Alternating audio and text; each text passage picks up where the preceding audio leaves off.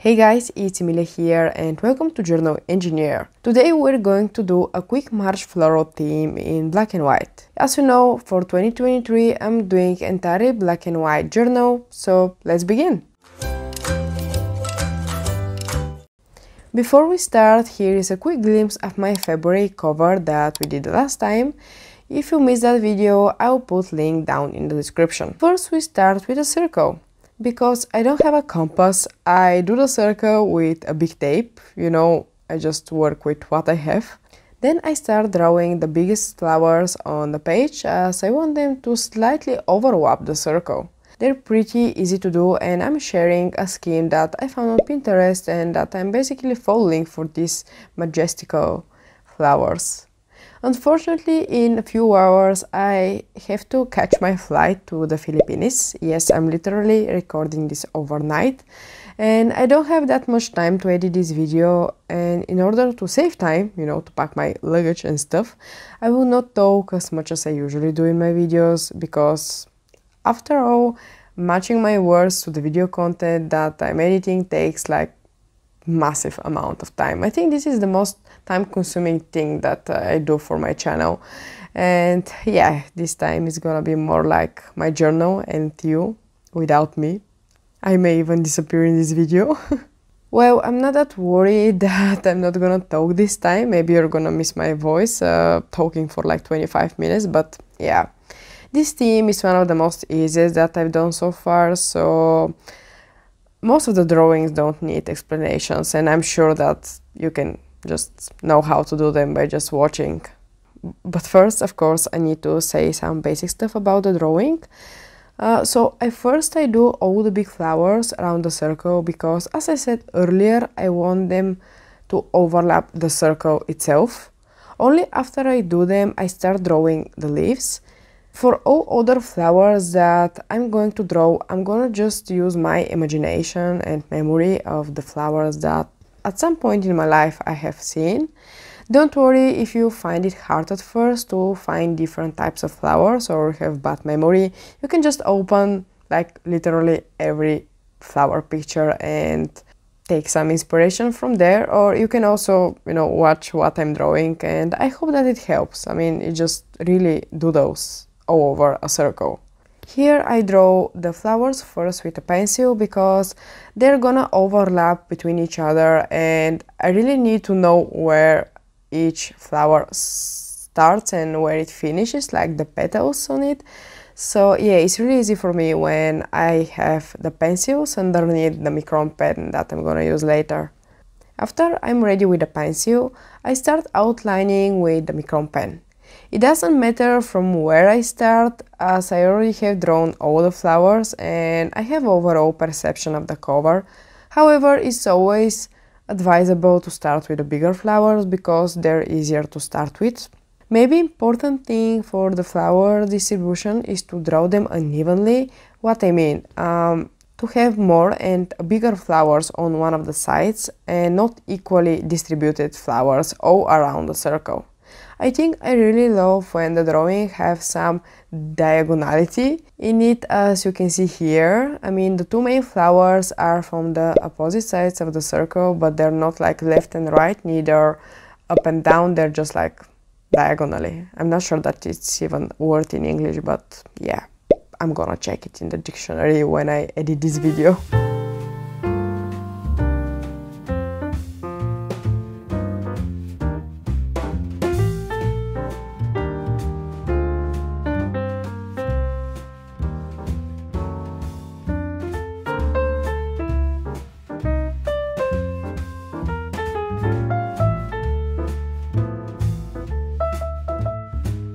Don't worry if the drawing feels very empty at first when you finish all the micron stuff. We will add shadows on the petals later. First, I will fill the circle with my black Indian ink. As I have mentioned before, this ink is for dip pens and it's also for covering pages even with smaller GSM, grams per square meter actually. Because it dries very quick and it doesn't soak in the page, and basically, yeah, it's really paper friendly. It is also really saturated black ink that you see, I mean, as I'm seeing a black hole in my journal right now. And it's really satisfying to do and watch, probably. Then we start with adding shadows to the petals. Here you can go with several different ways to cover only the center of the petal, or to cover the center and the end of the petals, and to cover only the end of the petals. You see all varieties here. My personal favorite is when I cover both the center and the end, and I leave an even white uncovered line between them, as I did right here on the bigger flowers. Then I continue covering the rest of the leaves and flowers.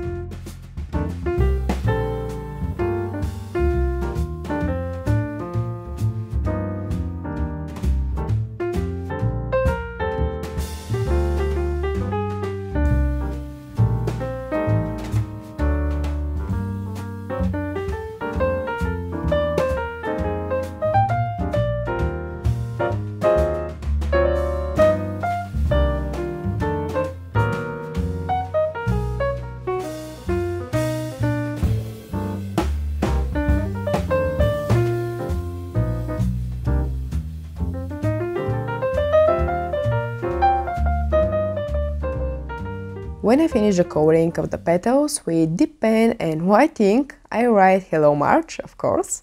Then with grey brush pen, I strengthen the shadows a bit. With this we basically finished our right page, and now of course it's time for our left page. This time I'm not gonna write quote. Wow, I haven't got quotes in a while, guys. I mean, I may be sick, I don't know. So on the left page I decided to add photo frames for March memories. Some of you who are here in a while may be familiar with this page. It is part of my cover in October 2022 and December 2022. Unfortunately, while me being me, I smudged the March lettering as it still hadn't dried. I mean, nobody is surprised, not even me. Well, the good thing about having black background is that I can always just repaint it and start all over. Yeah, it's wonderful.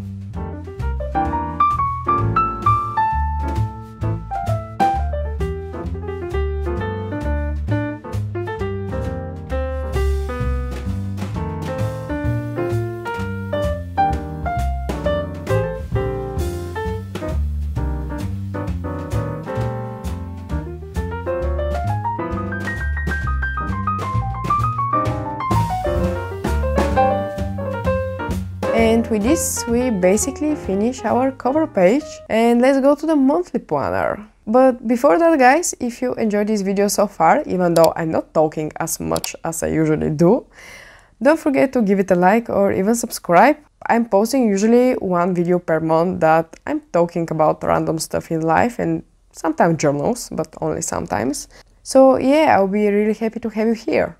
Our monthly planner is gonna be a typical one, as I usually don't change the layout a lot because I just found what works for me, and yeah, everybody has different things too. However, before I finish this page, I'm gonna explain for the new ones here some of the fields that I'm using, and for the people that are not new here, just keep in mind that I'm gonna do something different. You know, I'm gonna do a quote.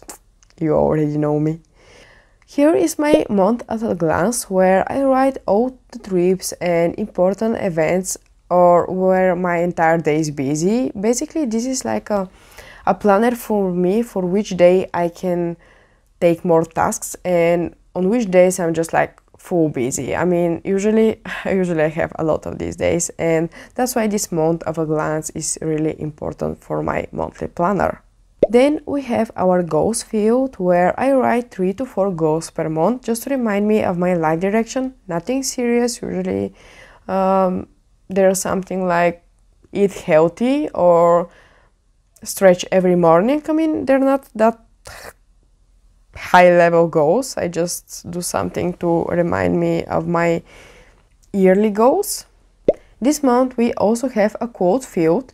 Usually I use this field for month expenses, but I don't know, this month I just didn't felt like dealing with them, with the monthly stats and monthly expenses. I mean, I still have them, but I don't want to deal with writing them down in one field. I have another finances planning that probably I'm gonna share in another video that works really good for me. It's basically writing the expense as a task, which is really interesting. Yeah, for sure I'm gonna make video for this, so stay tuned. Or if you're watching this video later than February 2023, I probably already posted it somewhere on my channel, so yeah, you can check it out. On the right we have a brain dump where I leave an entire page to dump thoughts and ideas. I really have a lot of them and most of them are useless, so I need to literally dump them somewhere. I must admit that I really enjoy this flower theme as it allows me to literally put flowers anywhere. Like usually with all of my themes, I just struggle to find the right place of my focus objects. It's been a nightmare and I'm like in heaven right now.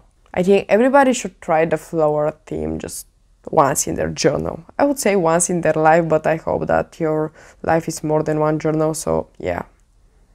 I finish with this squarish drawing at the bottom. To make it squarish, I help myself with a washi tape, as you see, to be sure that I'm not crossing the lines. And with this we're ready with our monthly planner. Write down in the comments if you use such page. I'm really curious, like what is your monthly page in your journal? So far I think that this is the most different thing in everybody's journal, because like everybody is structuring their month differently than others. Like the day to day is not that different, but the monthly planners, oh my god, there you can guess the character of the person that is doing the journal. So yeah, write in the comments, I'll be really curious.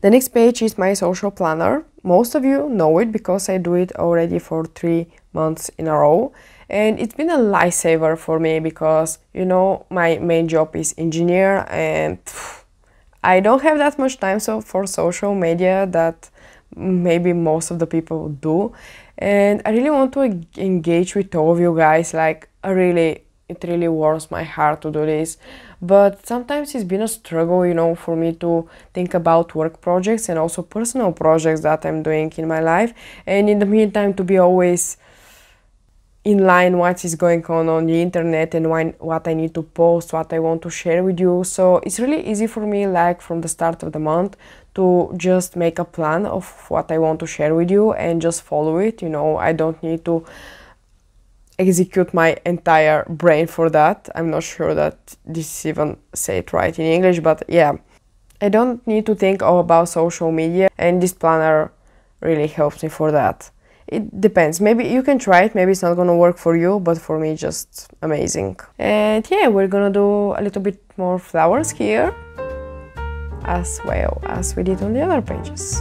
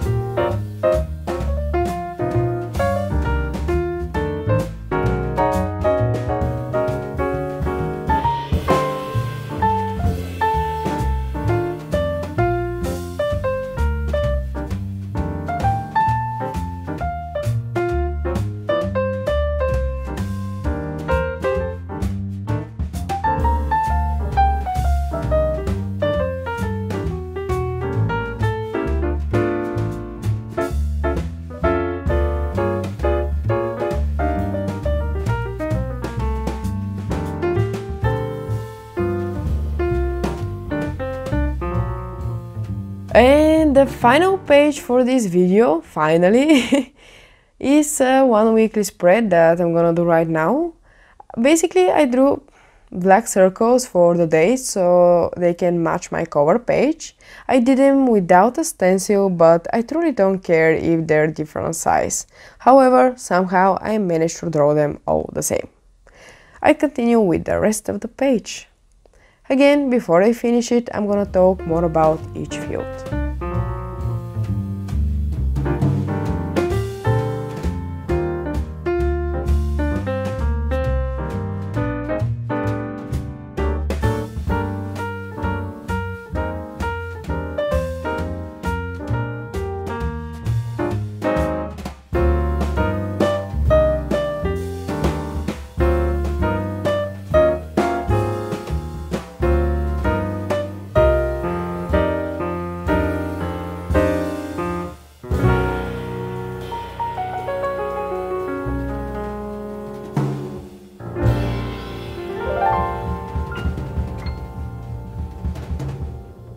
Now we have our weekly. We have the weekdays, the calendar, a tracker, ideas field, and a wildcard field.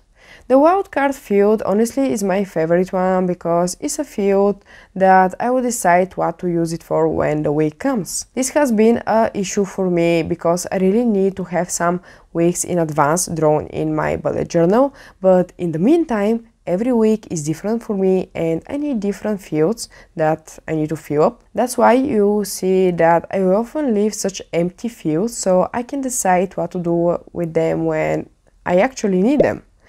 This time I did my tracker vertical. It's kind of strange honestly, but this was my only option in order to house it in this place.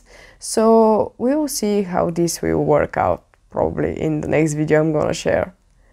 And finally, this is my idea field where I write obviously ideas that I want to do in this week. And the interesting thing here is that if I cannot do the idea this week, I'm gonna transfer it on a sticky note on my dashboard page at the beginning of my journal. If you don't know what is the dashboard page, check out my yearly setup video. You should see right now in the link or down in the description as well, where I explain it in details what is my dashboard. It's basically like a massive brain dump for ideas, crafts, and like everything.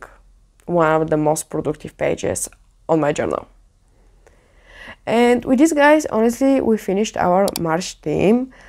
I hope that you enjoyed this video, although it was a little bit different than my others, but yeah, life is life and I need to fight with what I have.